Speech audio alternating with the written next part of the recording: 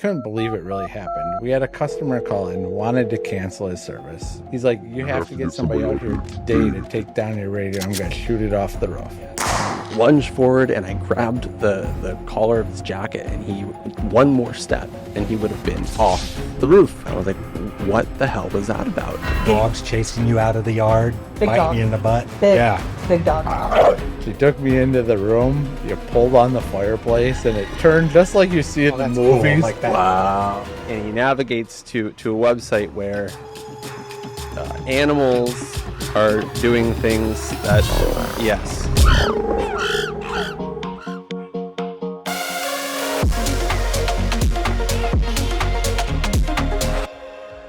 When you're in this industry long enough, one day you stop being surprised, and then something happens that blows your mind all over again.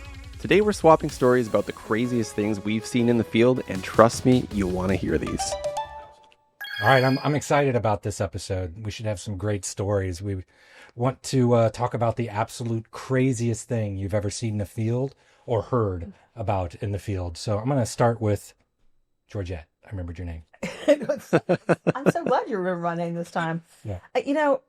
I love hearing stories from our customers, and they invariably will share something that I'm like, I can't believe that's actually true. And I think they started early on with just conversations about competitors messing with your gear, with things that were in the boxes and set up and actually disrupting your ability to provide service to your customers. And I was like, no, people don't really do that. And I heard it over and over and over again. Absolutely. It used to happen, and it still happens to this day. We used to chase down people that like to shoot their shotguns off, like around the New Year's, and they would accidentally shoot, the cable plant, the power source, whatever you could think of. All of it. All of it. And then they'd take down a neighborhood sometimes. I've had people chased off properties, cars chasing after them to get them off. Oh, my. Yeah, get off my property. It's the easement. I need to fix this. People do not know what an easement is, man. Oh, right. Anyway. I'll tell you that. Easement is not normal nomenclature, though. I'm sorry. That's my lawn. Right of access. Yeah, I remember sending the police so I could have an escort for some of the technicians in those situations. But you got some stories, Rick? I got some stories, and you said the craziest, so let's just jump in the deep end. Mm-hmm. My first role at an ISP was in the field technician, installer, about 3.5 years. And this was very much towards the beginning. And it was a service call, and I was called out there to diagnose an issue that was intermittent. It was really hard to reproduce. We couldn't figure it out on the phone. So we rolled the truck out, we figured it out there. Sort of. So I'm at the guy's computer, and he's trying to get the problem to happen, and he can't. And he said, well, there's one website that it always does this on. Oh, no. And he navigates to a website where animals are doing things that, yes, that maybe they shouldn't be doing. They go, I gotta go and take off, or did they stay and complete the job? So it was me. This was Rick. Oh, yeah, right. You. Did it stay? It was me. And I think if it was me today, I would have probably handled it a little differently. But I was, pretty green and also just frozen by the shock of it. And I took the, consummate professional route while still being very concerned about my well-being. Anyways, long story short, that didn't help us to diagnose it, and I made an excuse and I left. Yes. Oh, there you go. All right. That's what I would. The problem wasn't cows or horses. I was on a farm, which is doubly alarming. Oh, yeah. Yeah. Oh.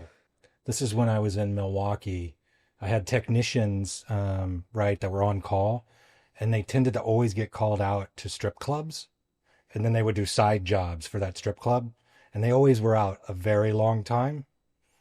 Ended up having to catch them just sitting at the strip club getting paid, putting dollars in people's, what would that be? G-strings? Yeah. So that was always a fun one when... just giving back to the community. Yeah, giving back. That's not the customer service I'm talking about, guys.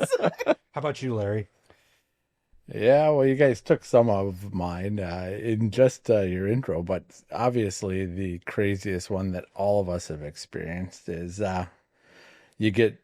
when you're on a roof It doesn't matter if they have a solid fence between their yard and the neighbor's yard. You can see down into that neighbor's yard pretty clearly. And, for the 2 weeks or so where it's warm in Wisconsin, The 2 weeks. True.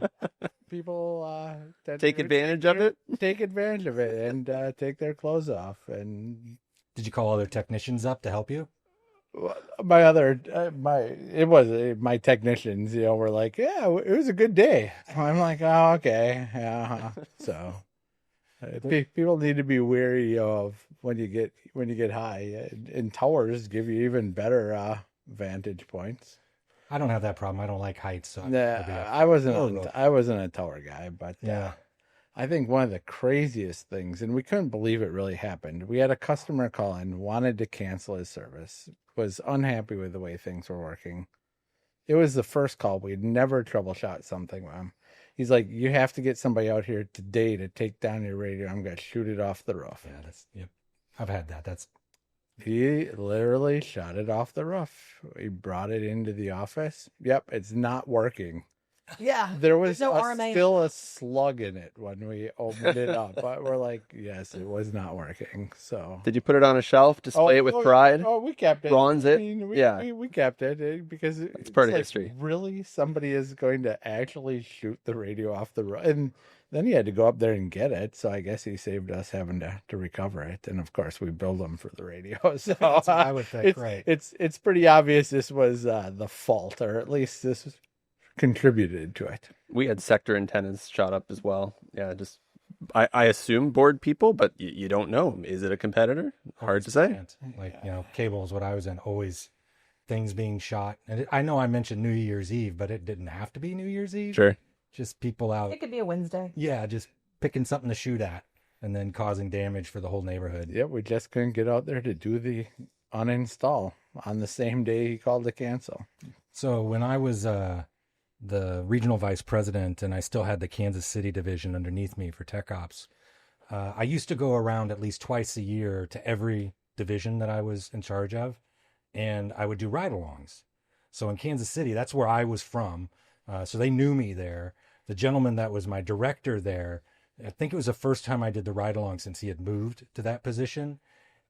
He had me go with one of his best techs, which was great, but he sent me to the worst parts of town. And I mean, just uncomfortable, dirty, scary, so that I'm assuming, I never really confronted him on it.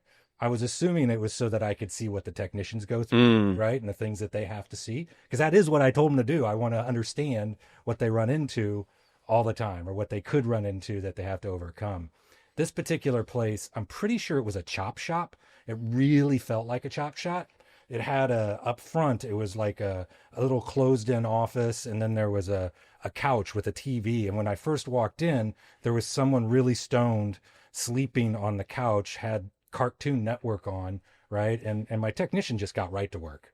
He started figuring out how he's going to get the cable here back to the actual shop where they were taking apart cars, even though they were supposed to be doing radio installations. I went into the office and was looking about how we would get the cable from here to there. And there was a shotgun with a giant, those giant cartridges on it, just leaning into the wall. I will say that I didn't feel scared or anything like that, but it was very nasty. We ended up throwing a tennis ball, getting the cable across, and then I had to go up into the ceiling, and there was a bunch of rat crap up there. And I mean, just turds fell when I did that. And I'm like, am I going to get a disease? Lovely. Luckily, nothing really happened from that. It was one of the dirtiest, most disgusting jobs. We actually got it done, and we got it done in good time.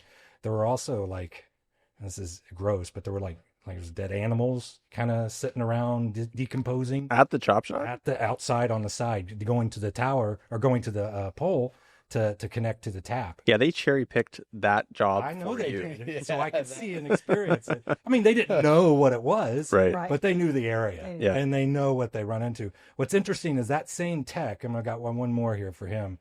He was one of my best techs in that town. He had gone into a house in Independence, Missouri, which in Kansas City is the meth capital. They say the meth capital of the country. But he had gone in, to the front door talking to the guy. And the guy's like, yeah, it comes in through the garage. So he opens up the garage and there's a meth lab, an active meth lab in there. And Cool. the guy just kind of didn't think about it till he opened the garage and a light bulb went off. And he went to my technician like, hey man, you're not going to tell anybody, are you? I can give you some. And my technician went, hey, just give me a second. I'm going to go back to my truck and get something. He called the police, called dispatch. The police came. These are just the types of things they run into everywhere. I mean, you got to think people are people.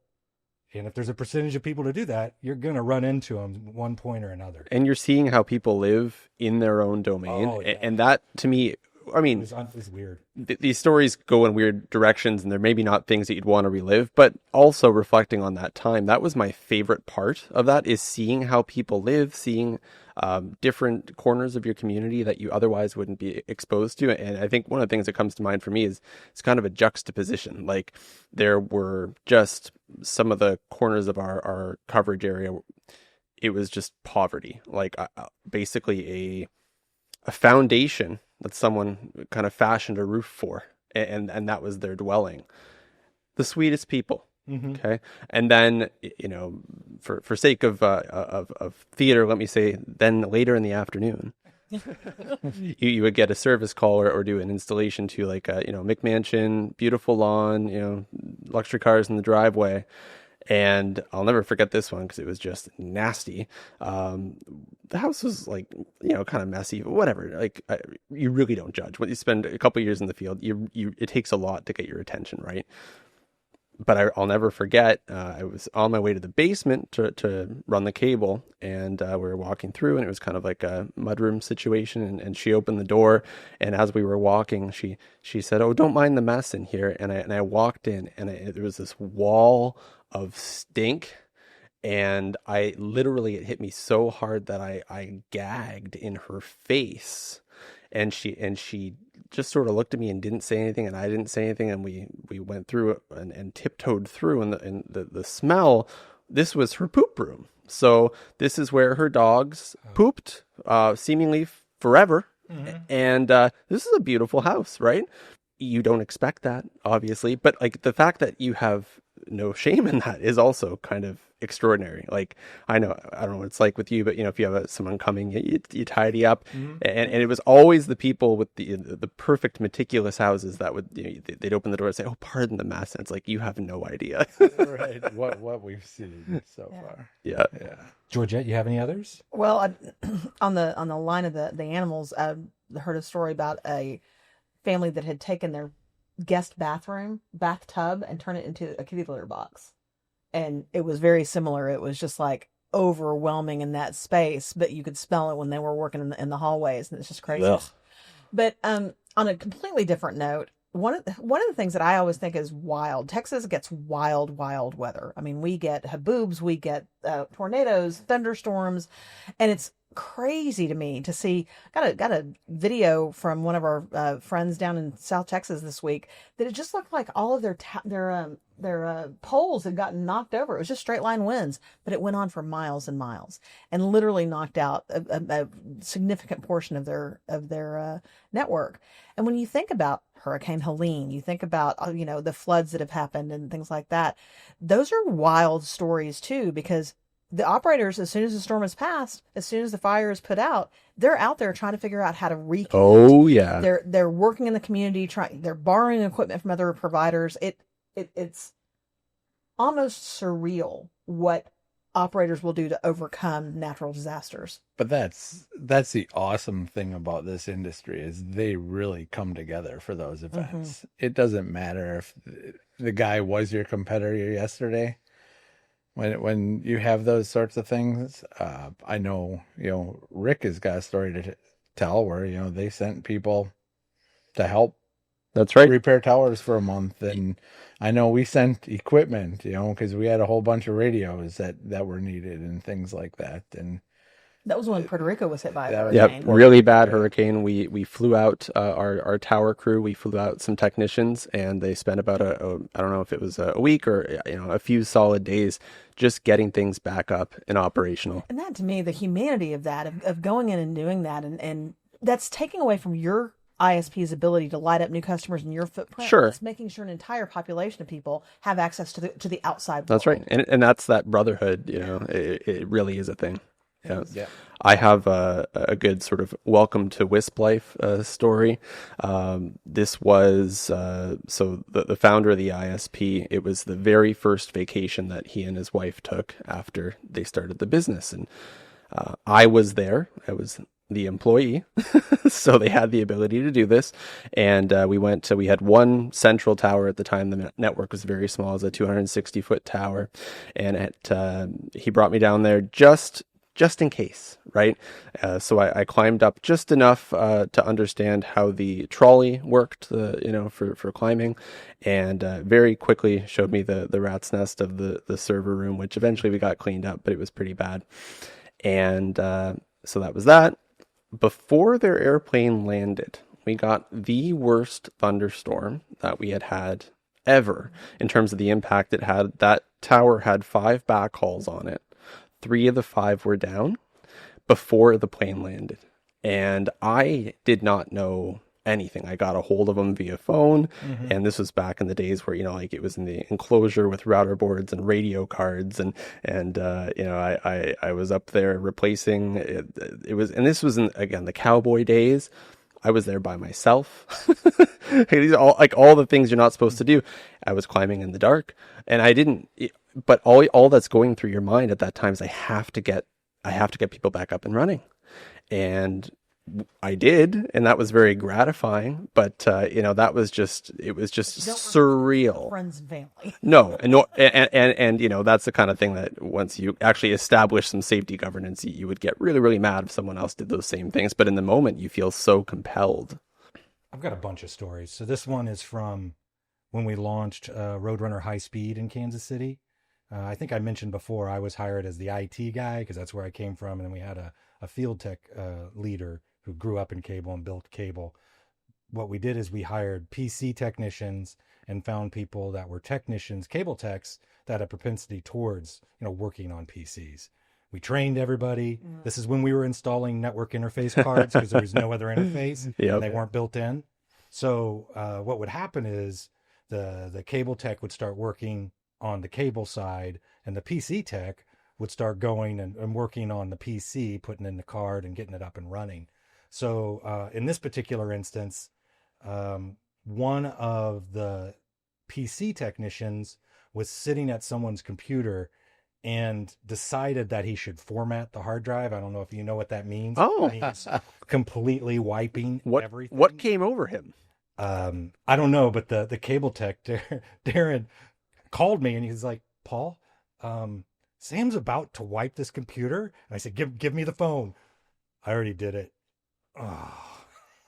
So I had said, but all right, why? I'm going to call the customer because he couldn't get it to work. So I'll start over. So that was the solution. That was his solution. So this same guy, I'm going to digress for a second. This same guy didn't last maybe a year in the field. Shocking. And then I know. Yeah, right. And then he moved into customer support. And what happened in customer support is he eventually got let go because he would act like he was still on the phone and just do nothing. And what they would do is they would check, they would, do QA and make sure people are doing their tickets appropriately, etc. There was 3 hours or 2 hours. I don't remember if it's just him breathing. Work hard for your money. So what ended up happening at this place is, and where did he get promoted to? Well, he didn't get promoted. He got promoted to a customer. Promoted to customer. He definitely did. But back to the place. This was a trailer park. And back then, this is right when we launched. So I had created a system, it sounds silly now, but so people could sign up online and had this tracking. So these are people that were so gung-ho, and we just wiped out his computer. So I went over there to fix it because I was probably the highest qualified person in all of our team. I spent 6 hours there getting his computer back up and running. And because I was there so long, I had to use the restroom, which you really don't want to do at somebody's house. And I will just say you don't want to go into somebody's restroom. It was so gross. I just, I didn't want to touch anything. I didn't want to do it, but I had to. And then get back to the computer. And I watched him go to his cabinet, pull out like a regular water glass, like a tall glass, and fill it 3/3 with whiskey. Start drinking it and talking to me about when he was a an IBM salesman. And it, Thirds, that's so specific. well, 2/3 is what I meant, but so I'm glad you caught that. 2/3, not 3/3. That'd be one full. I'm going to pour a 3/3. Yeah. So He asked what's me if in I the wanted, drink? and I'm like, yeah, no, I'm good. 3/3 of vodka. 3/3 of So I spent all day getting it up and running, et cetera, et cetera. And I eventually left, and he kept offering me drinks. But I loved actually hearing about his stories when he worked at IBM, selling. These were when the discs were this big, selling hard drives, right? And he had them like stacked up and was enjoying the hell out of telling me. He ended up being a very long customer and really appreciated the fact that I came and did all this. Because you guys went over. I was there all long. Hey, you bonded. Yeah. Anyway, the trailer next door, a different set, same day, they drilled through the power line as well. Ah, which nice. would always happen. Yeah. People weren't paying attention. So I've got all sorts of stories is there, but Oh yeah. Got it. Yeah, we all have all sorts of stories of drilling through in the wrong spot. Oopsies. Oops. Yep. Your story about the technician training made me think of a good one. We had a field technician that was early days training, and you're going to have to train on configuring a radio, or you're going to have to train on whatever your safety protocol is, or crimping an Ethernet end maybe if they haven't worked in the field before. But you don't think that there are people out there with like zero sense of self-preservation. There was a gentleman, it was a nice flat, low roof, like ideal training grounds. It wasn't really planned that way, but it was really great. And we were up there and working on the cable. I think I was finishing something up, maybe putting a clip in or something. And I saw out of the corner of my eye, he was kind of moving erratically. And I looked up, and he's backing up, and he's backing up, and he's walking backwards. And I swear to you, I lunged forward, and I grabbed the collar of his jacket, and one more step, and he would have been off the roof. And I swear it took a year off my life. You skip a heartbeat, and you could barely get words out. I was like, what the hell was that about? Well, there was a bee. could have been allergic. You almost died. Yeah, but at least you've got a fighting chance if you're allergic. If you fall off Yeah. the roof, not so much. If you're allergic to bees, you do not want to be an installer. Yeah. Nope. Oh, because you just deal with them on a continuous basis. I remember and this is probably another thing you're probably not supposed to do, but this is when we were solo in our trucks, and I was walking up the big ladder with a smaller ladder so I could get up to a higher part of the roof. And a wasp flew the back of my shirt. And of course, the magic power of wasps as compared to bees is they get to sting you multiple times while they try and find the exit. And I just stood there frozen, waiting for it to do its thing. And eventually, and thank God, I'm allergic to many things, but I'm not allergic to wasps. So it was really just kind of, the pain of it all. But I remember that one for sure, because of all moments for that to happen, it's when I have no hands and no feet. And yeah. Good times. Well, and animals and insects are just the bane of the existence of installers, right? I mean, you've got fire ant infestations, you've got bats that are coming at, birds that are roosting in your access points. Yeah.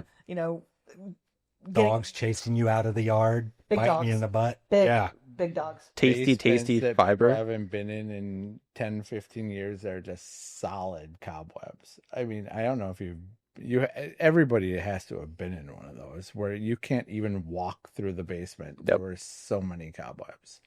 No. Back when we launched Roadrunner, I thought, they need to feel like PC technicians, elevated, right? So I bought them all polos, and I bought these kind of work pants that looked more like slacks, right? I'm picturing Best Buy. Am I close? Best Buy, very Okay. much Best Buy. It's fun. Yeah. And I also got them Tyvek suits so that when they went into those situations, Oh, cool. They could That would have been nice. get under in the crawl space. And then if they were covered in stuff, they could take it off to go into the house and deal with the customer. By the way, the outfits, it didn't last. We just went to regular cable technician clothes because they lasted better and worked better than my crazy idea to have polos do it. You have any more stories that you want to share? Well, I mean, when Rick was talking about the disparity that you saw in the housing and stuff like that, so crazy stories. We went into one house where literally you could only walk through the house because they had so much stuff.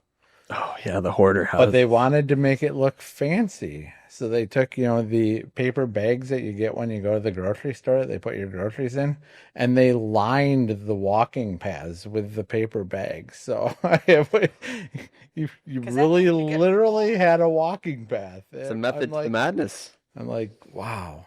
And then on the extreme other side of this, we were at a fancy house that we'd all heard the rumors of, had a hidden room that you could get to behind the fireplace. The lady there, they were pretty wealthy, but she was super friendly. And so I had to ask her. I just couldn't resist myself anymore. And she said, yes.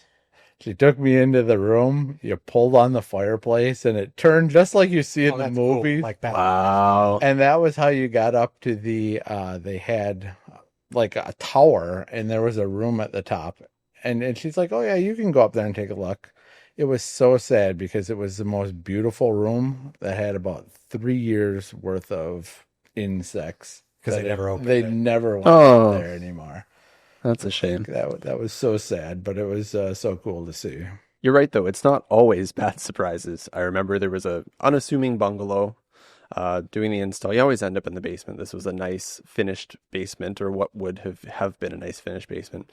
But what it actually was a reproduction of what I think, and this is where you guys are going to rib me because I don't know and I just don't watch these things, but I think it was a reproduction of the Starship Enterprise bridge. Mm-hmm. Full control panel, the chairs, lighting. I'm like, it was incredible. And to me, I was more taken by like the construction of it. And this guy was so interesting. And so not only did I get to see that, you would never know driving by that's in the basement of this guy's house, but also because I was running cable through it, I got to see the construction of it, how he did it, and hear the stories. I mean, that is so cool. Mm-hmm.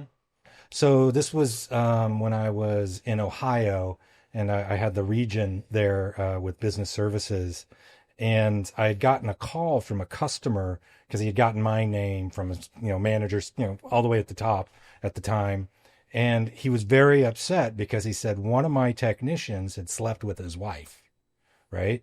And that was the story, and I had to handle it appropriately. It was, okay, Wait, give me to the office to let you No, know? he called. He called. So okay. he was down in Cincinnati. I was in Columbus, Ohio. So he called, told me all about it. I had to pull security in. They, our security group were ex-cops, detectives, whatever. So they did their job, and then they got to come back and tell me before they really, went back to the customer, because I was the one that went back to the customer. But the story really is they weren't together anymore, right?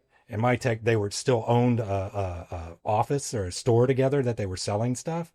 And my technician had gone there. The woman, they kind of hit it off.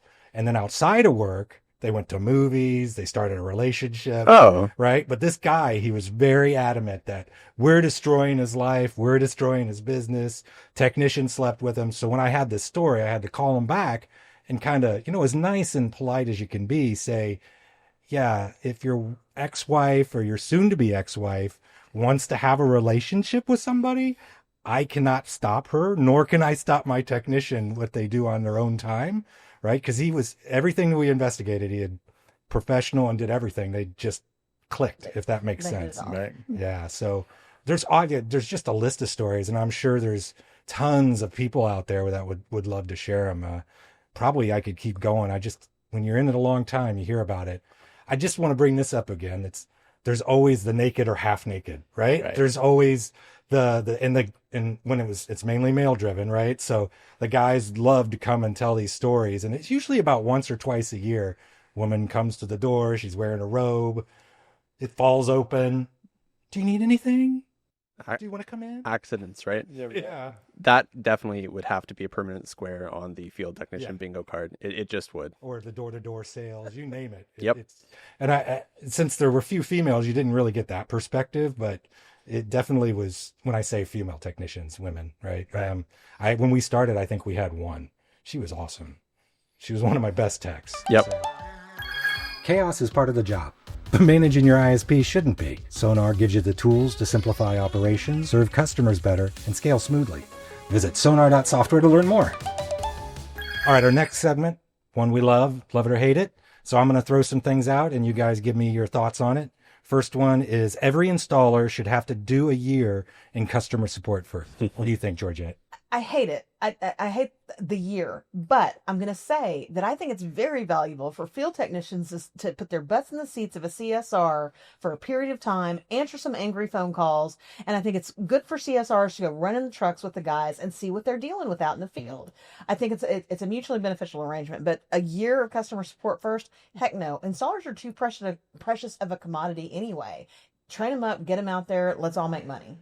How about you, Rick? I think that's so funny. I mean, the role is a customer service role. Mhm. So in my opinion, if you have technicians that aren't already checking that box, you're probably doing something wrong.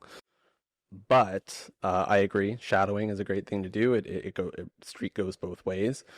I think that if you took that literally and you did that, customer service is a part of it, but that role is so much more. And to me, speaking for myself, when I was in that role, what I found gratifying was, the autonomy of kind of, being out and doing your own thing and working with your hands and solving problems. And those same things don't happen. If you had to wait 12 months to unlock that, you would have no technicians. So no, don't do that.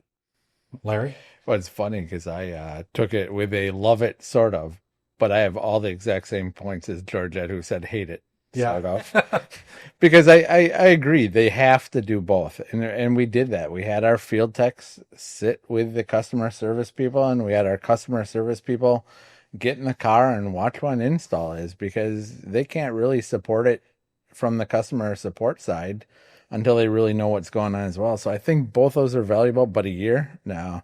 You'd never hire a field tech, because he's not going to sit.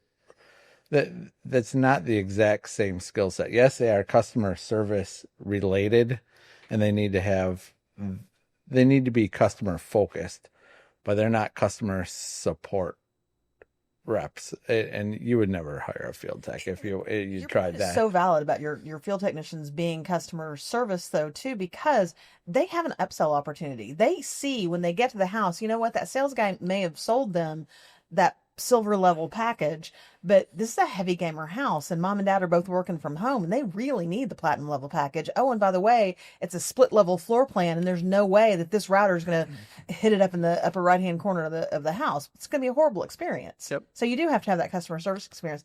But I'm going to tell you, we have to roll it back even further to the construction crews. If your construction crews are wearing your logo and they are not playing nice in the neighborhoods and they're parking crappy places and they're banging things late in the night, evening or early in the morning, and they're not being good stewards, your brand will suffer. I'll give you a life hack. You open a second business and a second brand, and you use that as your contractors. There's a lot of advantages, and one of which is you don't have to take ownership. I think it'd be great if they had strong customer service acumen. Gosh, was that a challenge? Yeah. So I used to do that with my technicians, especially when we had local customer support because this is when I was over business services tech ops again. So I used to do not the year. No, I hate that. You can't do a year. No, That's but not the rotation through, right? Being able for the CSR to ride with the technician and the technician to sit with the CSR. Yep. Now, if someone was on disability, like they hurt themselves and they couldn't climb or carry a ladder, I generally either they went to dispatch for a while and played dispatcher, right? Because they should know everything because they're on the other end of it. But most of the time I sent them over to customer service, and that actually usually motivated them to get better and want to get back in the field because they didn't want to deal. Right. the recovery time was remarkable after. I'm feeling better, Yeah. actually. Right, I'm feeling a lot better. I think I can get back on that. What I found hard about that was I centralized everything, and I even at this point I didn't have customer service, but that also centralized. So then if I had people around in my outlying part of the region, there was no one to do that with. So I actually started paying to ship them to the central location where I did the training for them. And part of the training was sitting with the CSR, but it was only like, a few hours. Yeah. Right. It wasn't as impactful of when you could say, you're doing this for a week. Right. Yeah, absolutely. So I think it's a great thing if you can do it, but I hate the idea of keeping someone from the field for a year. No. A week, maybe a couple of weeks, but Right. you can't give them up any longer than that. Nope. And it's not worthwhile. You need to use their skill set in their called area. All right. Love it or hate it. Customers should be forced to attend a 10-minute internet basics class. Rick? I think maybe a better return on investment would be like a 2-minute berating of don't mess with the cables or I will haunt you multi-generationally. I think that might be better. Internet class, in what way is this to be interpreted like, internet safety? Is it to be interpreted like how the internet works? Speed tests? I don't know. I feel like when we were taking people off a dial-up, I would have said love it. I think nowadays, nah. I'll go hate it. That word again. It's everywhere, right? Yep. So, how about you, Larry? Yep, totally hate it. I mean, when I think the customers are gonna, you get the majority of customers are gonna think that you're looking down on them, and it's just not gonna be taken right if you try to make them have a mandatory. Yeah, now leaving them a sheet saying, here's the equipment we left. Here's what you don't touch. Here's what you do touch. Here's when you call us. Everybody should be doing that. That doesn't need to be trained. You just need to leave that and make them aware of it. And then for those people who want training, we actually ran internet classes at our office. Like how to use a web browser, how to send email. I mean, a long time ago was how to use a 'cause web browser, how to use an email. Yeah. But then it got to be more advanced topics, and so let the people who want that provide it, and you can do it also on your website and through your FAQ and through videos, and there's lots of ways to offer training to people, and you can brand them. So I mean that's important. Always look for those opportunities. Your logo should be everywhere. Digital literacy through QR code videos. I mean, come on, it's such a great opportunity. It's such a great value add. And when we were just talking about AI on our last episode, I mean, what can you do to drive that literacy component that a basics class could be? Basics for you and basics for me are two different things. I and for my kids, it's a different thing. Right. And the fact that I think I'm ahead of my kids in AI right now is kind of frightening. And they're adults, but they're not in a field that they think that's going to impact them yet. I'm like, you got to be in there. So I do think that basic classes being offered by ISPs, I love the idea, but mandatory, no way. I agree with I don't like this idea. I hate it as well. So we all agreed on that. But the idea of what to do and what not to do, because and I know we're going to get into this, but there's a lot of customers that'll add an outlet, thinking of cable again. They'll add an outlet, put in, and I'm going to say Radio Shack, but just a cheap splitter that screws up the signal, and now they've got intermittent service, and you got to run a technician out there. If you can say, don't do that, call us. We'll help, right? That caused so many truck rolls for us. Rick, are you too young to know what Radio Shack is? Did you get that reference? No, I do know what that is, yes. I saw somebody like a week ago wearing a Radio Shack t-shirt. I was like, oh, that is so spent way too great. much time in radio. Oh, they got tons of money from you. Building stuff, yeah. DIY customers cause more headaches than competitors. What do you think? 100%. You think so? 100%. How many more truck rolls actually come from your existing customer base that are like, hold my beer, let me go move this? I'm going to do some home improvements, and they're going to change things. I think more consistently our customers are impacted by their get or done customers than competitors. What about you, Rick? I mean, both happen for sure. When you're talking about people getting creative, I remember distinctly a service call. I think it was a power over Ethernet situation. It wasn't getting power, and there was no internet. Okay, so we went down there, and I don't know, this guy must have been like made chips in a bottle or something. I don't know how he pulled this off, but he had stripped every Ethernet wire, and it's like a hair of copper in there, and he had used Moretz. Do you call them that in the States? I don't know what that is. Like wire nuts. Okay. Yeah. Tiny little wire nuts on each one, and it was very impressive work. Obviously that didn't work, but I was impressed at his ingenuity, and he was just very confused that was the problem, because in his mind he's like, I executed that perfectly. And it's like, you kind of did, but that you can't do that. Just because it's perfect doesn't mean it works. So I guess, yeah, like I think I have a hard time saying I love it because competitors can cause huge issues. Again, I came primarily from the Wisp space. So if you have someone that is infringing on your frequency, or you're cohabitating in a shelter and they keep leaving the door open or unlocked or whatever. And they, oh, it's a mistake. They do it all the time. Right. There's so many ways that they can cause material impact to your operations that, I think they're painting with bigger strokes. Did you have that with competitors too? Yeah, I've got some good competitor stories. Yeah, we won't. We could have done that in the earlier version. Yeah. So, but I mean, I had a competitor put a radio in the field point at the tower that wasn't. That was just spewing out the frequencies I needed to be and causing interference. Found it with nice 80 megahertz spectrum channel. Yeah. Oh yeah, right. The whole band. Turned up to 11. Yep, turned up to 11. 3/3. 3/3. Yeah. Thank you. But for the DIY, I took a different take on the question. So I was like the DIYers, like, just install my internet and you can go, because I'm going to make my whole home network. Mm-hmm. I'm going to install the access points, the routers. Those are the customers you got to love, because those are really the customers who then drive other customers too. So if they love your service, they are your biggest. They will drive so many other accounts too, because everybody asks them, "Oh, what do you do for internet?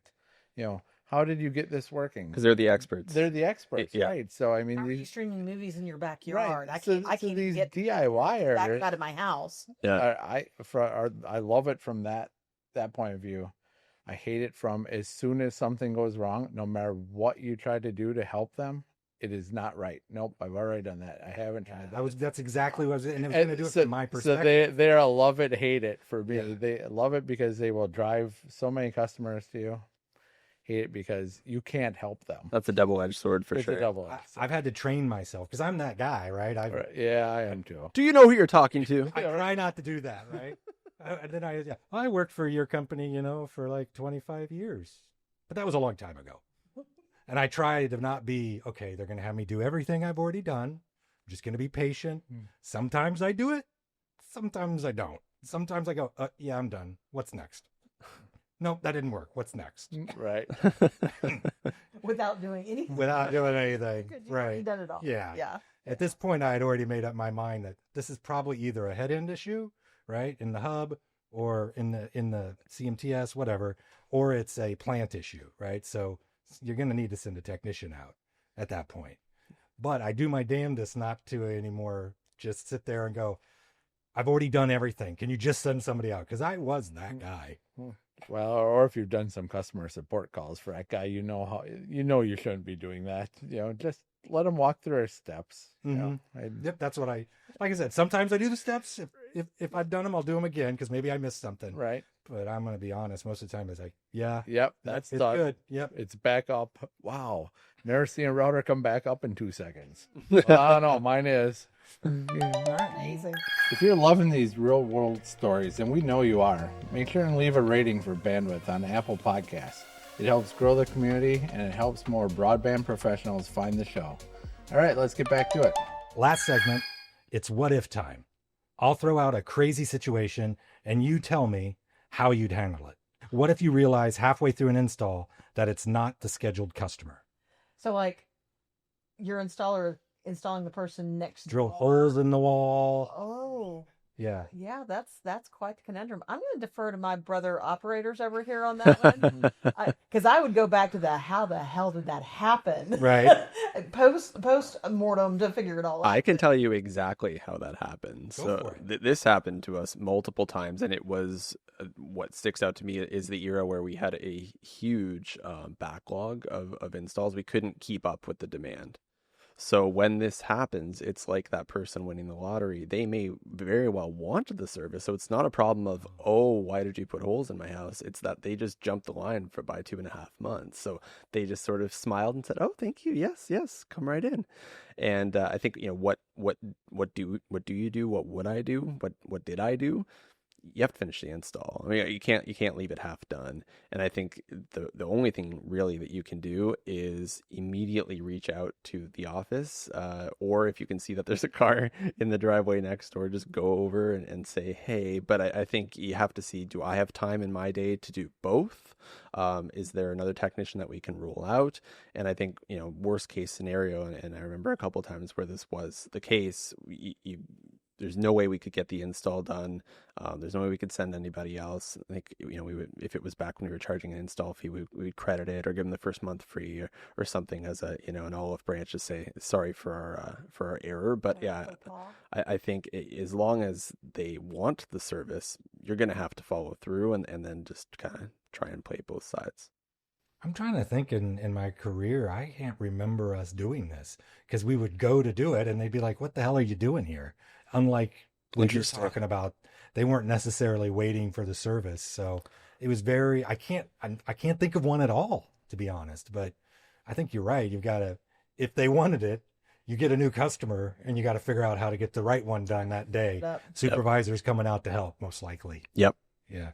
Yeah, how about you, Larry? We had the exact same experience because we had a backlog. So you'd go to that customer, they knew they're on the waiting list, and it was like, huzzah! There is come no early waiting list anymore. This is awesome. Yep, come on in. I'm really happy. And yeah, but to Rick's, you have to finish it.